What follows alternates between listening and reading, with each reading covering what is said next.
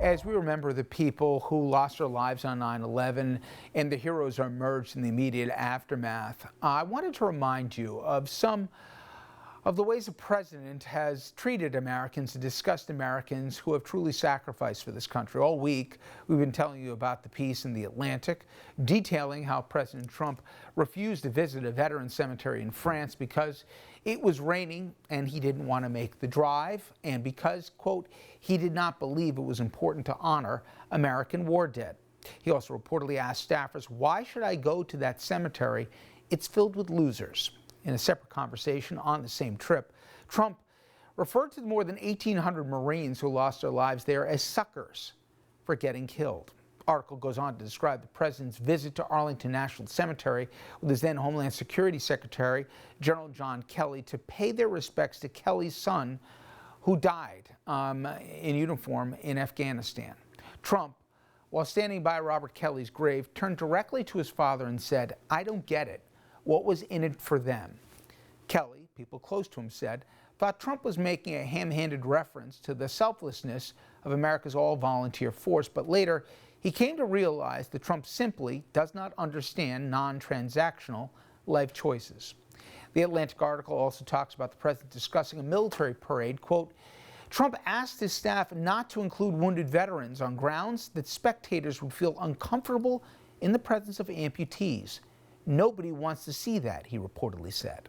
Then there's the reporting in Bob Woodward's new book, Rage, describing how then Defense Secretary James Mattis went to the Washington National Cathedral to pray for our country's fate under Trump's command. Woodward also says Mattis told Dan Coats, the director of national intelligence at the time, there may come a time when we have to take collective action. Trump is dangerous, he's unfit. Also in the book, Woodward describes a Mattis aide talking about the president saying, quote, my effing generals are a bunch of bleeps because they care more about alliances than trade deals. I want to bring in our first guest, a man with perfect resume to discuss all of this, Joe Sestak. He's a retired three-star admiral in the U.S. Navy. He led an aircraft carrier battle group in the Mideast right after 9/11. He also served on the National Security Council under President Clinton. He also was a Democratic congressman from Pennsylvania. Admiral, first of all, on Patriot Day, thank you for your service. And also, on 9/11, you're one of those people who knew exactly where you were. You were at the Pentagon when it was attacked. You had just minutes ago stepped outside. Must have been an amazing moment there in time. Did you have any idea what was going on? Not initially. As you had mentioned, Richard, I had stepped outside, and a number of minutes later, the plane crashed in. I came back to the hill above it and spent the rest of that night in a command center that we were setting up, just trying to find out if we could locate everyone. You couldn't call home. And it wasn't until the wee hours that I was able to connect with my wife. And you talk about selflessness. There were those who were down, even further down from me, that were going into that day. Up to that moment, we always had wanted away games for our wars. And all of a sudden, we found one here at home. And what came out of that over the ensuing days, where men who had worked for me decades earlier were calling in saying, how do I get back in?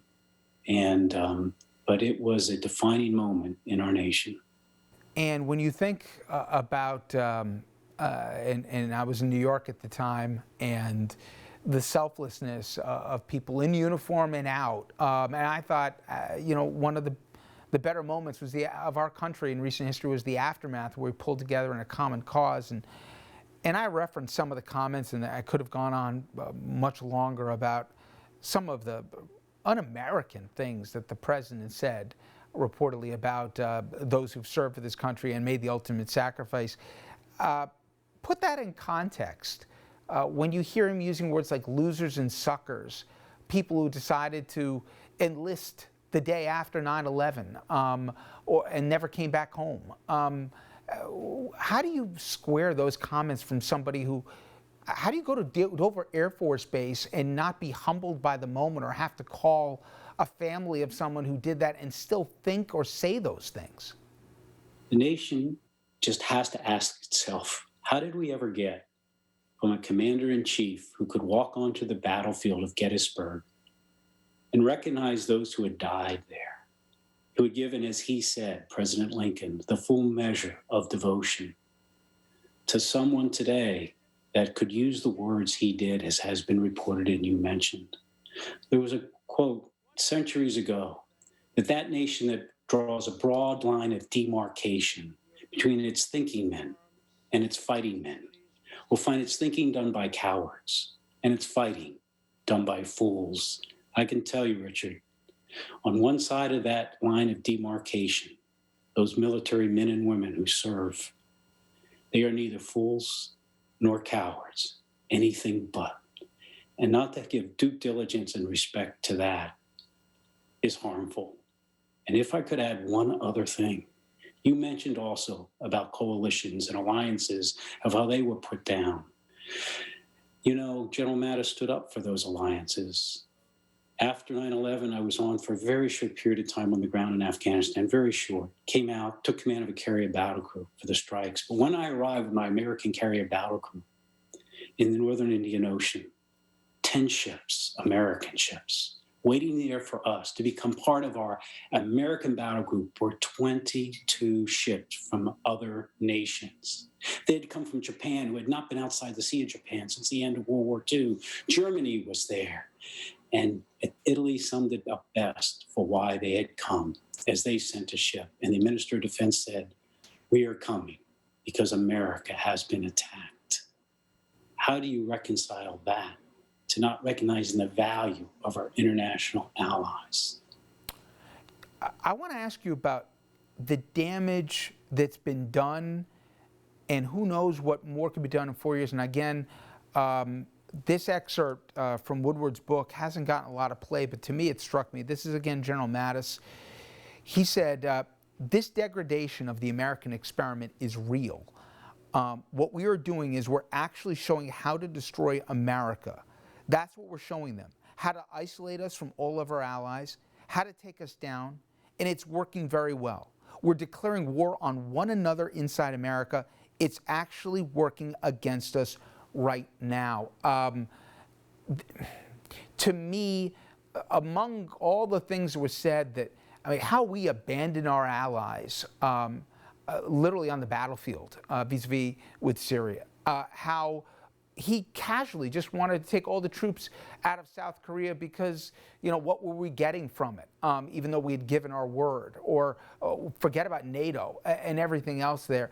There is a real damage beyond the rhetoric, isn't there, that for generations we've worked on to be the leader of the free world, but stuff comes along with that. And it's not just words, is it? It is not. Look, when you have a commanding officer, a president, who is not willing to be accountable for the words he uses, then you begin to have what you have talked about, this lack of trust, this divisiveness that was present at times. It's been increasing over time, but truly that is what is most going to harm us as we go forward. How do you bring that together when you have someone who has declared the pandemic a war and then does not tell the troops, the American people, the real stakes that are at risk here? How would you trust them when you have to go over the wall again to something? And that division, I think, is probably, and that lack of trust, the greatest degradation, as mentioned, that we have here in American society today.